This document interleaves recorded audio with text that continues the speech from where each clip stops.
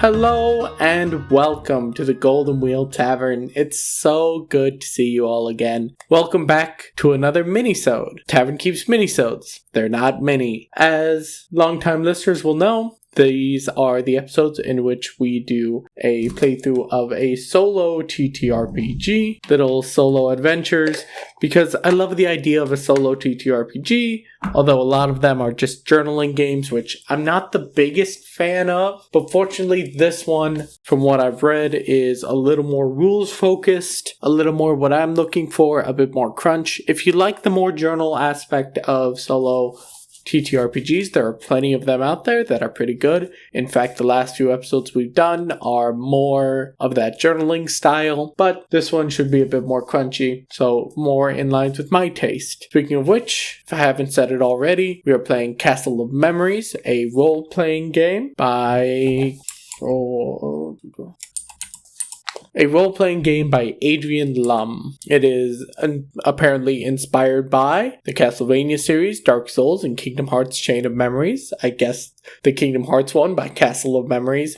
It is apparently also inspired by Errant RPG, Morkborg, and Ironsworn, which I've heard Ironsworn is a really good solo RPG, so that is another recommendation that I have to look into at some point. The point of this is we are a person with amnesia, classic story trope, and we wake up in a dark castle. We go through the book playing as we go, and we record what we find as we go out. And what we find will fill out our character sheet. So this should be pretty fun. So let's begin.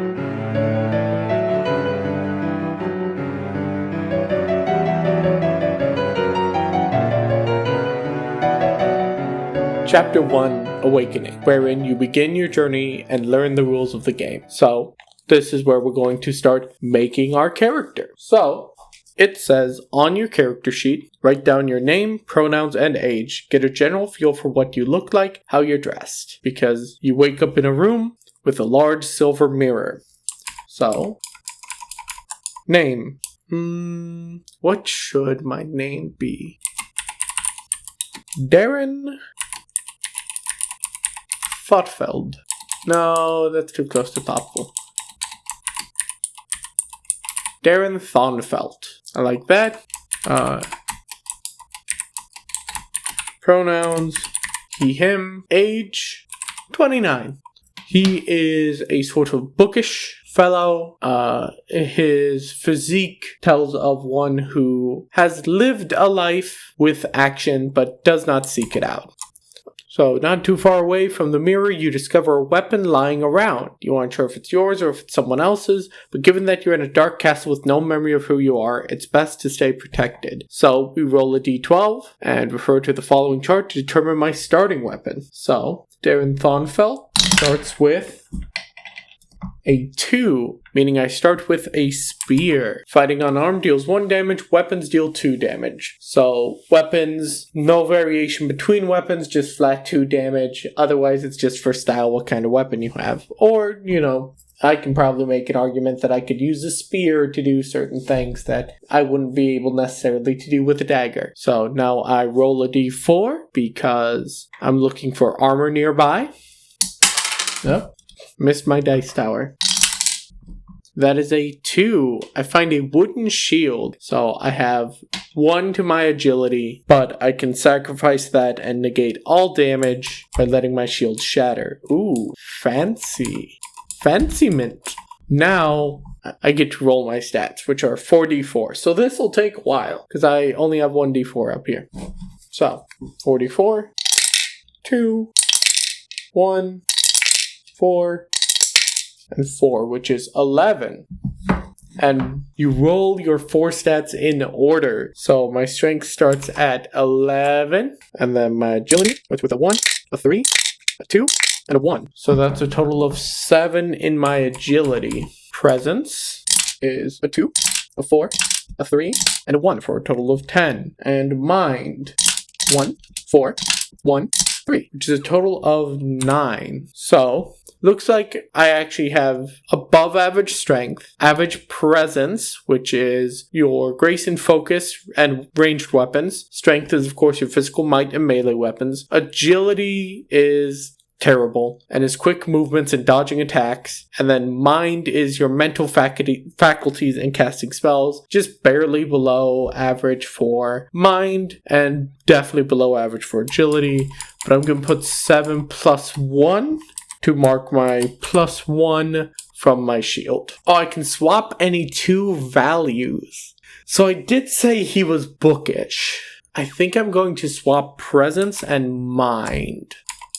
So, presence goes to 9, mind goes to 10. He has strength, mind, presence, and agility's his lowest, but is boosted by 1 due to the shield. Okay. Note, strength is typically used to fight, but if you have a ranged weapon, a whip, or a dagger, presence is used instead. Keep your starting weapon in mind when swapping attributes. Something is here, something unnatural, a creature of the shadow, a demon. It hungers for you. Describe what it is and how it moves towards you. You must fight it to survive. In this room, there is a creature of shadow, of darkness, of terrifying ability. It crawls along surfaces and then slides along the floor, pooling underneath me when instances of it, pieces of it, raise up to strike me.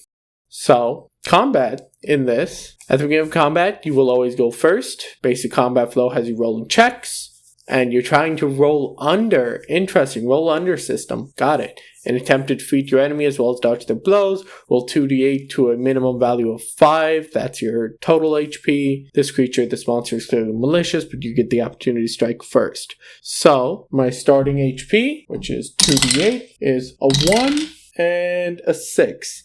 So, 7. So, below average starting HP as well. So far, not doing great on the stat rolls. So, when attacking an enemy, refer to the options below. If attacking with a ranged weapon, roll a d20. If you get your presence or lower, you hit. If attacking with a melee weapon, make a strength check. Okay, so roll under system. Darren is going to try to attack this creature with his spear.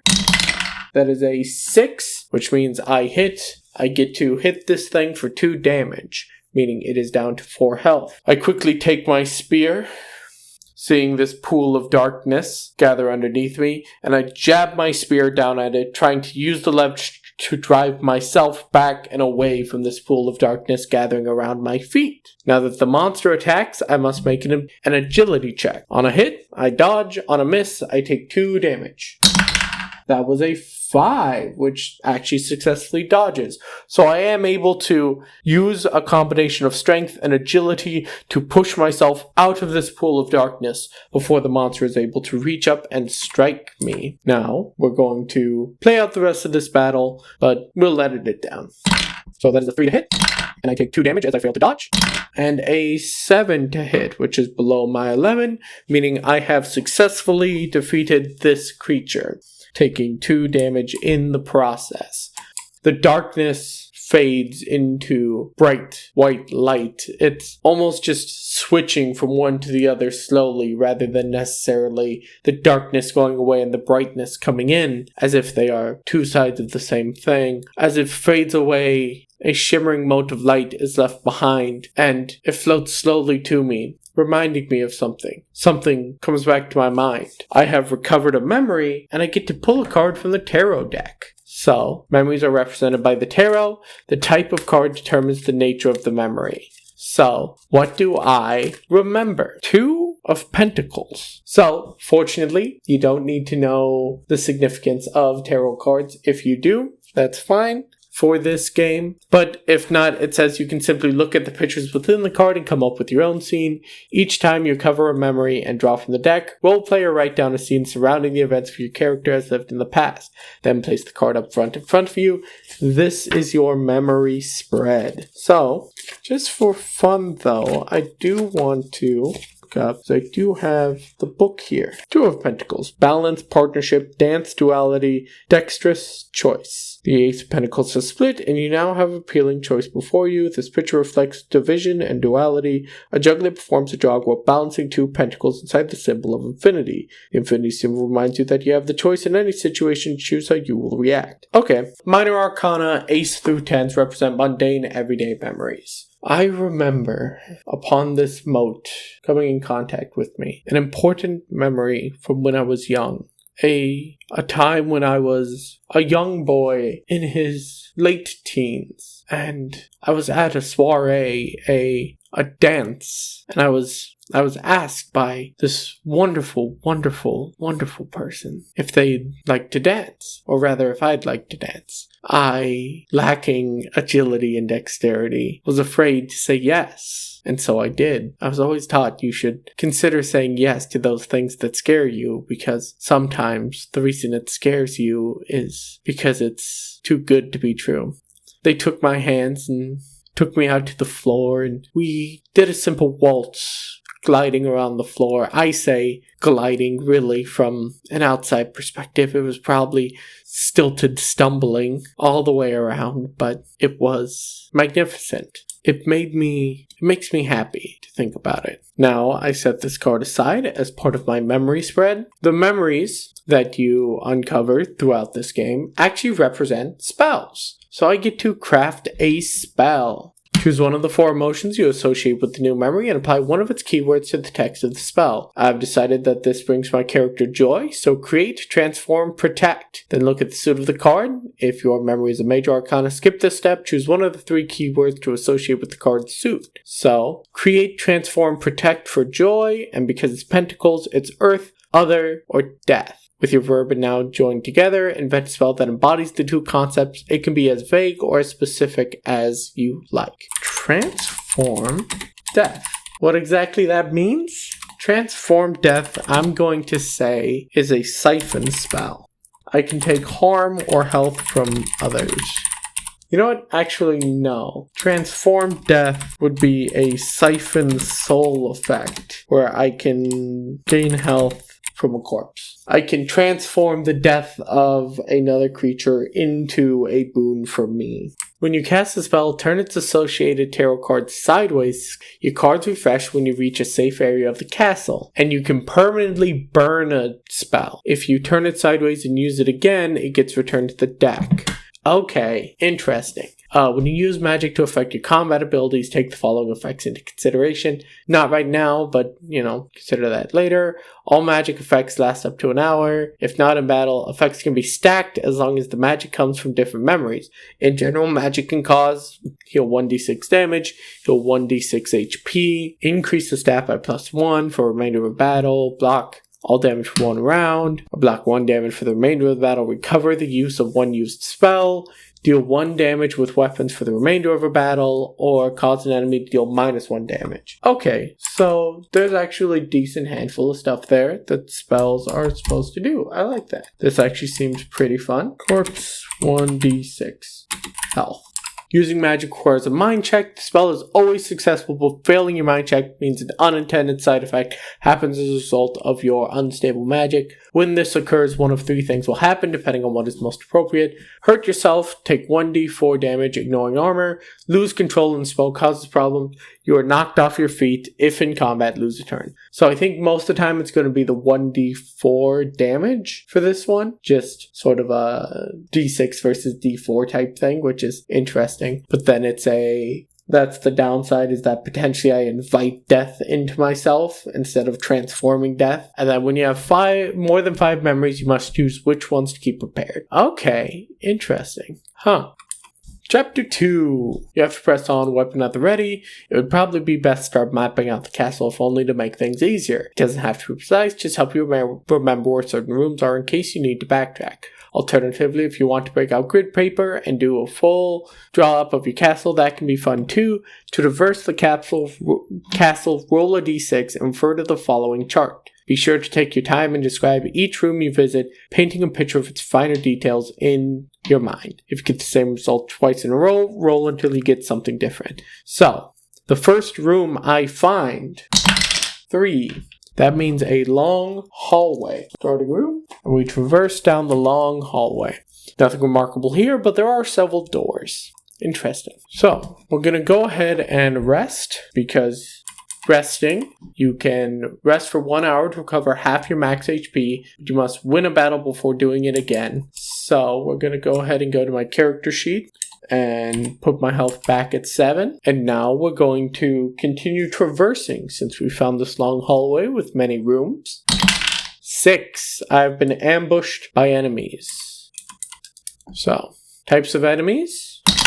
1 average enemy, that is a demon. So actually the exact same stats to it as the first monster I found. So I enter into a small side room.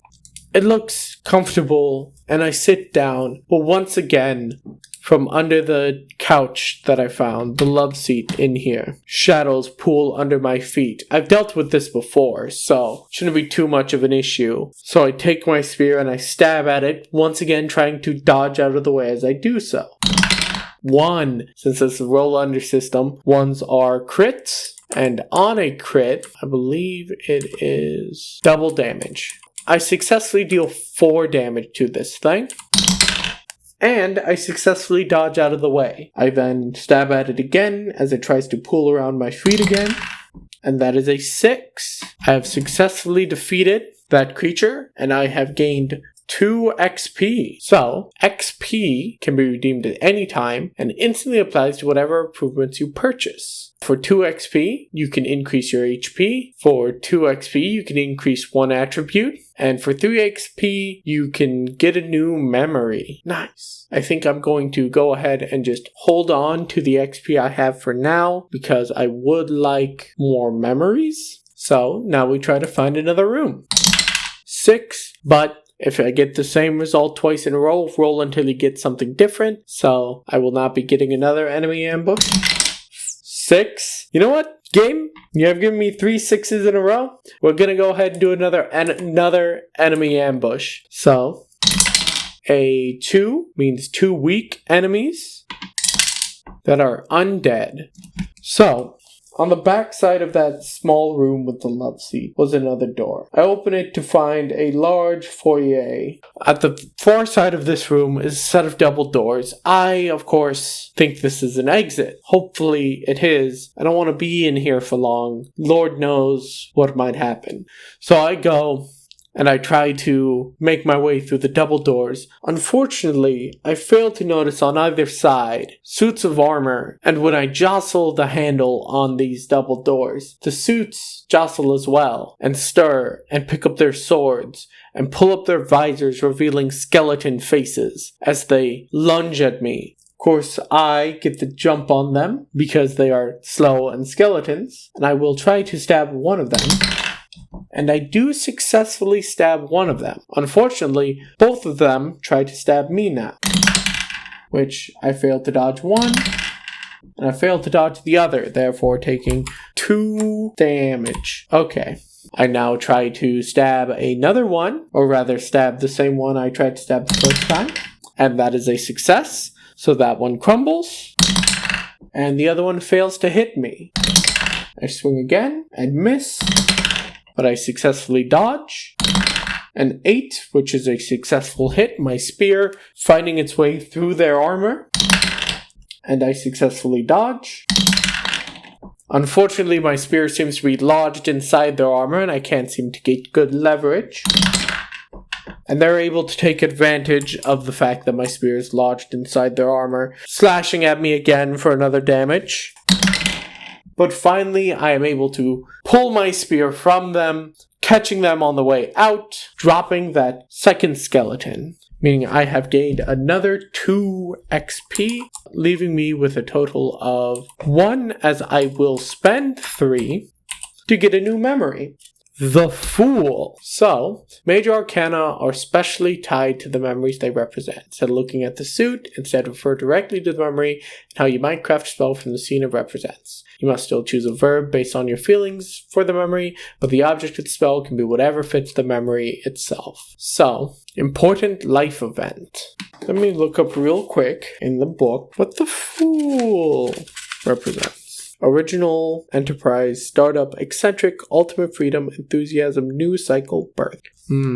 It was a summer evening. That kind man who asked me to dance had been by my side for so long at this point. They stood beside me as I looked out over the water. My new life lied across the sea. My new opportunity was out there. He continued to stand on the docks next to me, and then on the docks by himself as I boarded the ship and sailed across the sea. A new life, new opportunity, something greater maybe, but what did I leave behind? Definitely sorrow, which is going to be hinder, reflect, or summon. And then the noun is supposed to be something, whatever fits the memory.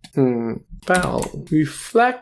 Reflect, desire? Turn enemies against each other. As I make them change their priorities, as I reflect my desire to defeat them onto them. What am I at for health? I'm at 4, which means if I rest here, I should be back up to 7. So I take a rest in this foyer. 5, a challenge room. Beyond the double doors, I found a hedge maze. Strangely enough, indoors, sort of through a greenhouse. This room offers some sort of challenge. A test of your character's abilities. Pass and you gain 1 treasure. Fail and the treasure is lost or otherwise inaccessible. Each challenge is met with 1 check using an attribute of your choice, whichever is appropriate. For tests of physical might or endurance, use strength. For tests of speed of acrobatics, use agility. For tests of balance or concentration, use presence. For tests of will and logic, use mind. Which means this is going to be mind because I have decided that this is going to be a hedge maze that I have to find my way through. Unfortunately, I don't think any of my magic will help me here. If I have an item in my inventory that I might have found in treasure room or bought off a merchant, I can roleplay me using it to gain +1 to my associated stat before making a check. Alternatively, I may choose to fight an enemy or enemies. I will not. So we're going to make a mind check. And if I fail, I get nothing, sadly. So mind check. That is a 4, which means I do get a treasure. Treasure takes the form of valuables such as gemstones, jewelry, gold coins, or something else. You can also find a weapon or a shield instead. Valuables can be traded to merchants and magicians for equipment and scrolls respectively. You can carry a number of items equal to your strength. So I do get a treasure, which is exciting. Hooray. Gold bracelet. There we go. As I made my way through the maze, I eventually stumbled out the other side. Successfully, surprisingly. And found lying on the ground a band of gold, just perfectly sized for my wrist. 4, which is more treasure.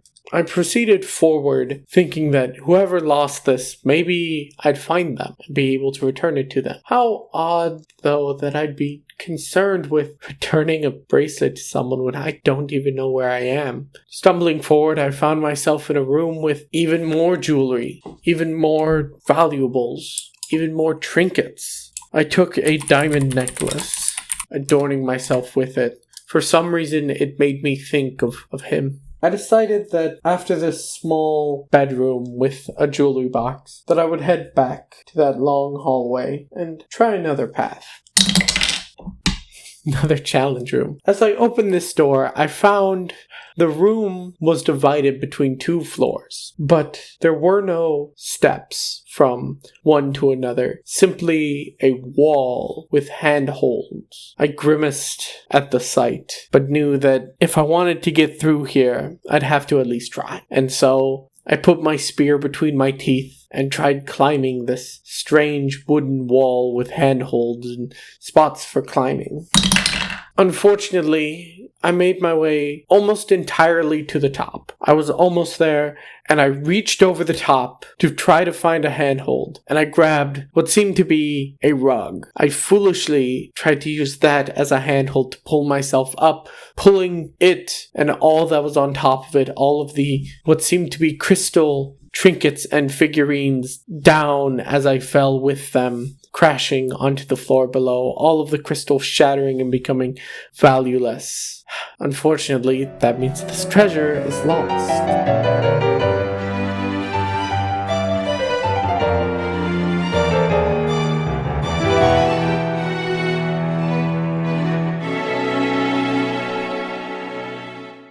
And that finishes up the first zone, as each zone is 5 rooms. Zones are chunks of the castle that share a common theme. The zone you just cleared is the entrance hall. Once you find your way through a zone, you find not only the exit to the castle, but also a pathway to another zone. There are many zones in this castle, and each is ripe for exploration. Each zone will have different requirements before you complete it. Some will require you explore a certain number of rooms. Okay, so this will serve as sort of a primer for this game, sort of a first taste of this game, as I'm going to return to it regularly, since it is actually a rather large game, much larger than I initially thought, and we will return to the game and have these as sort of a regular interval type thing. So I hope you enjoyed this first episode. Next episode, we will be a lot more focused on just what's happening rather than necessarily explaining the rules.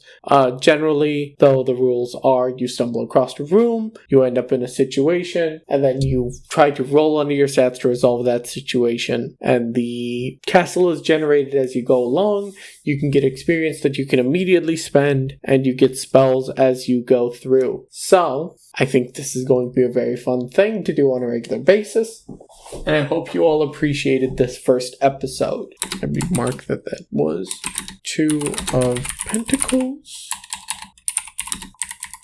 and that was the Fool.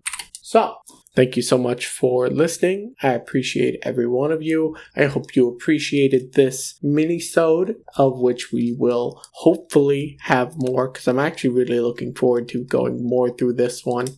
If you want to support us, please do so by sharing on social media, promoting the podcast where you can, telling others about it. Really, that means so much to us. Make sure to go to Tumblr, Mastodon, Blue Sky. Those are our social medias. Promote those. If you want the extra little starting talk, ending talk to this episode, you can go to the Patreon at patreon.com/thetavernkeepsguide. $5 and up gets you the extra content, so we really appreciate it.